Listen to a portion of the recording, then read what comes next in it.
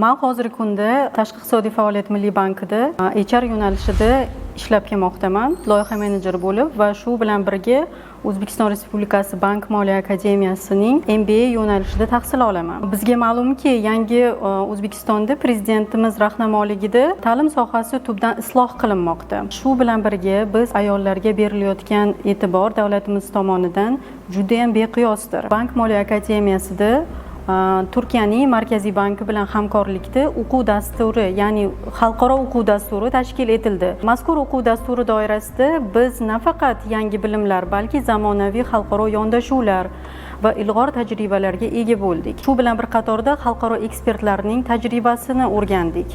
Biz qatnashgan dastur islom moliyasi to'g'risida edi. Biz juda ko'p bilimlarga ega bo'ldik. Jumladan shu moliya, islom moliya sohasida.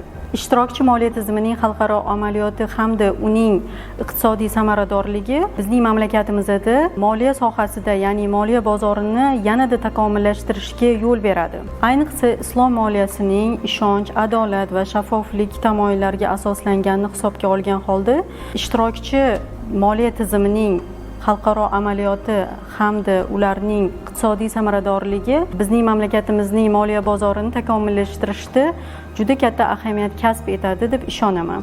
Ushbu amaliyotda olgan bilimlarimni amaliyotda tatbiq etishga keladigan bo'lsak, hozirgi kunda men bank sohasida ishlayotganligimni hisobga olib va yo'nalishim HR bo'lganligini hisobga oladigan bo'lsak, ushbu sohada yetuk kadrlarni, ya'ni tayyorlash, kadrlar zaxirasini shakllantirishda bu juda katta ahamiyat kasb etadi. Shu bilan birga islom moliyasi hozirgi kunda bankimiz strategiyasida ham o'z o'rniga ega bo'lib, bu bizda bankimizning biznes jarayonlarini takomillashtirishda ham muhim ahamiyat kasb etadi. Xulosa qilib aytadigan bo'lsak, Bank moliya akademiyasi hozirgi kunda nafaqat bank sohasidagi kadrlarni, balki boshqaruvchi kadrlarni ham tayyorlashda yetakchilik qiladi.